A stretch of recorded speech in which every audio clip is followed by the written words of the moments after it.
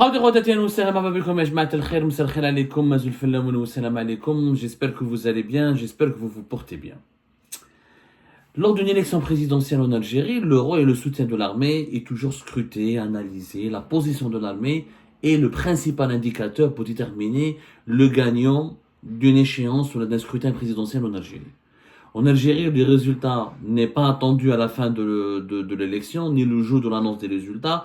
Le résultat final est connu grâce ou à travers la position exprimée ou la position affichée par l'état-major de l'armée. En clair, le candidat qui est soutenu, qui est proche, qui est parrainé par l'état-major de l'armée est le candidat qui va remporter une élection présidentielle. Et généralement, ce sont ou les présidents sortants qui sont candidats à leur propre succession, ou des candidats qui sont réputés, qui se sont affichés, qui ont bénéficié d'un rapport très cordiaux, d'une alliance concrète avec le chef d'état-major de l'armée ou avec des membres de l'état-major de l'armée nationale et populaire.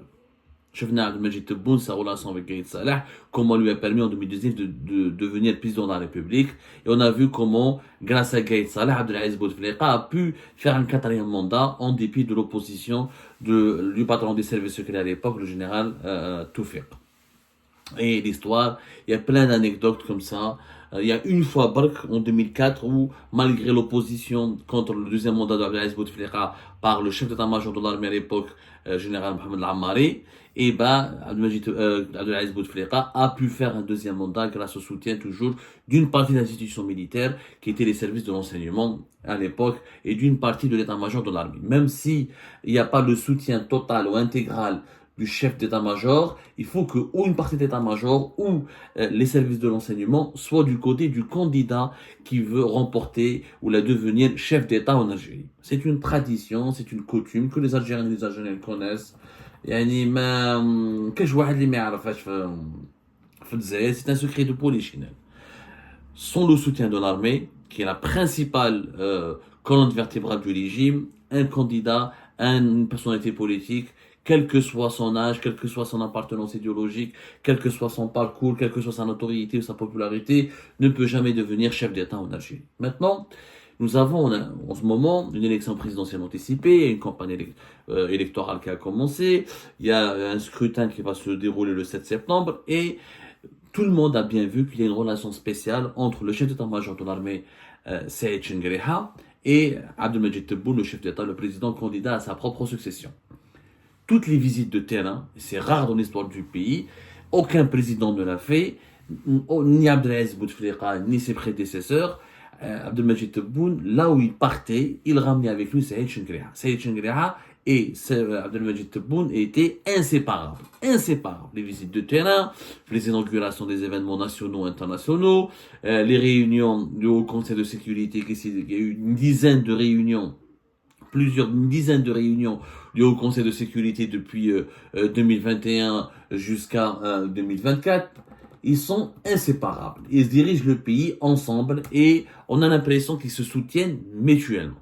C'est vrai, sauf que cette fois-ci, pour les élections présidentielles, un chef d'état-major ou l'état-major de l'armée ou l'institution ou les personnes qui sont au plus haut sommet de l'institution, il y a dans cette tradition de soutien aux candidats parrainés par le pouvoir, il y a des deals. Le soutien n'est pas gratuit. On ne soutient pas quelqu'un pour qu'il reste président, pour qu'il devienne président, uniquement pour ses beaux yeux. On soutient l'armée ou les responsables de l'armée ou le principal clan qui domine au sein de l'armée soutient la réélection d'un président de la République, généralement parce qu'il y a des compromis, parce qu'il y a des intérêts communs, parce qu'il y a des deals, un deal qui a été noué, qui a été conclu et qui permet de protéger les intérêts communs des deux parties. Alors, justement, là, on a fait une enquête via Algérie Part et on a essayé de comprendre pourquoi Saïd Chenguereha veut à tout prix, a essayé à tout prix de soutenir et de porter sur ses épaules le deuxième mandat de Tebboune. Et aujourd'hui, le garant du soutien de l'armée pour Abdelmajid Tebboune est Saïd Chenguereha. Saïd Chenguereha a demandé, il est chef d'état-major de l'armée algérienne depuis la mort de Gaïd Salah, fin 2019, il a été permanisé à partir de juillet 2020, il a été promu général de corps d'armée. Effectivement, avec Tebboune, comme on dit l'adage, Pour Shengriha, Tebboune est une équipe qui gagne. Et pourquoi changer une équipe qui gagne? C'est-à-dire que Tebboune a permanenté Shengriha, l'a promu, lui donne des prérogatives, l'emmène avec lui partout, se réunit avec lui régulièrement, le consulte sur certains sujets. C'est un partenaire pour lui, un partenaire respectable, respectueux, et il est gagnant avec lui. Sauf que cela ne suffit pas. Ne suffit pas pour un deuxième mandat. Ce partenariat qui a été le bilan du premier ne suffit pas pour assurer la pérennité de la bonne relation du partenariat. Là, au cours de notre enquête, nous avons parlé à beaucoup de sources, à plusieurs sources, issues de l'entourage des deux personnalités, et nous avons pu comprendre que Abdelmajid Tebboune et Saïd Shengriha ont négocié pendant plusieurs semaines un compromis, un accord, plus qu'un compromis, plus un accord, un plan, un deal. Un deal, ça veut dire quoi? Ça veut dire que Saïd Shengriha et Abdelmajid Tebboune se sont mis d'accord, ont essayé plus ou moins, parce que d'après nos investisseurs, ce qui est troublant, c'est qu'Abdelmajid Tebboune s'est lancé dans sa campagne électorale sans rien signer encore, sans signer, entre guillemets, c'est pas une signature, c'est pas un contrat validé par un notaire ou par un huissier de justice, non. Il a donné des engagements à Saïd Shengriha pour lui satisfaire certaines de ses requêtes, pour